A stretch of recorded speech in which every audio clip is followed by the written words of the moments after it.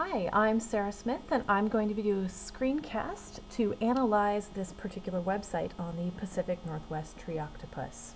So today I'm going to be using Alan November's REAL strategy for analyzing a website, R standing for first, read the URL. So as I go up here, I see that it's a .net. Alan November has informed me that this might not be the most trustworthy of sites because a .net or network can be purchased by anyone. Another thing I'm going to do is I'm going to go back to the domain and see what the home page looks like to see if that gives me any clues about the website. So right here, as I skim, I notice that it says serving the paranoid. Well, that is definitely not telling me that this is a site I'm going to trust, since I often do not trust the ramblings of the paranoid. Alright, as I go back to the main site, I'm going to E in REAL, examine the content. I notice that it has lots of pictures. There are definitely some scientific terms like evolved in here that are making me want to trust this site. I see a map. It shows me that the tree octopus lives in the Olympic Peninsula, which is only a few miles from where I live. I have never seen the tree octopus before, but this website is definitely making me think that I should go out and look for one. As I look down, I'm seeing some good places where I might go for more information.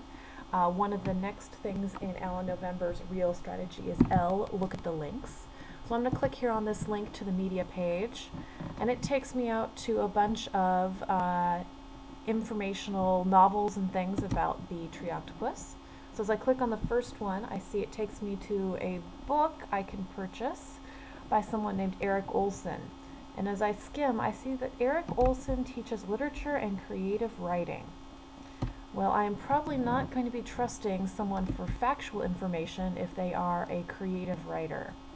So far this site is not looking so trustworthy.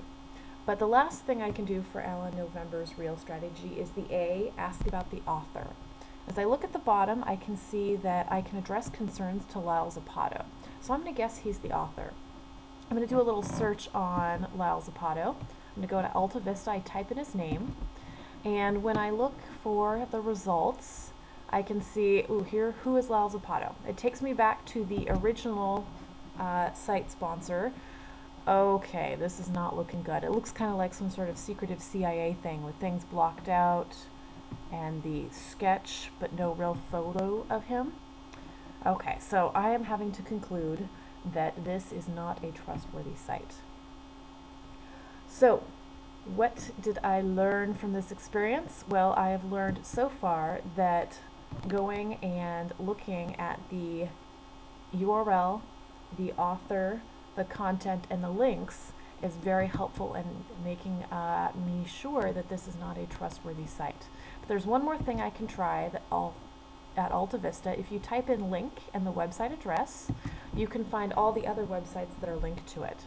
And as I go to this, I can see that a lot of the sites that are linked to it are from the same domain name, so I probably shouldn't trust those.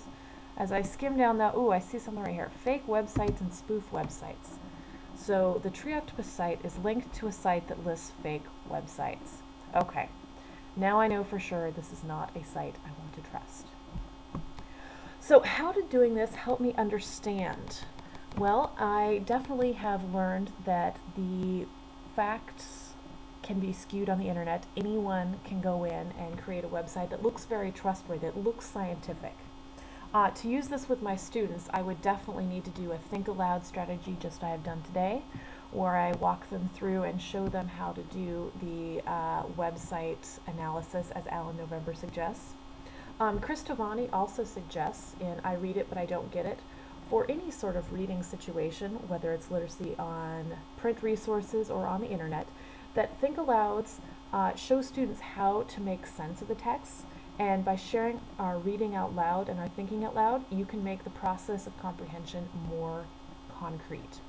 So definitely I think I would use this same sort of activity just to model my thinking for the students and help give them a basis for how to do their own analysis. Thank you, and I hope this proves helpful.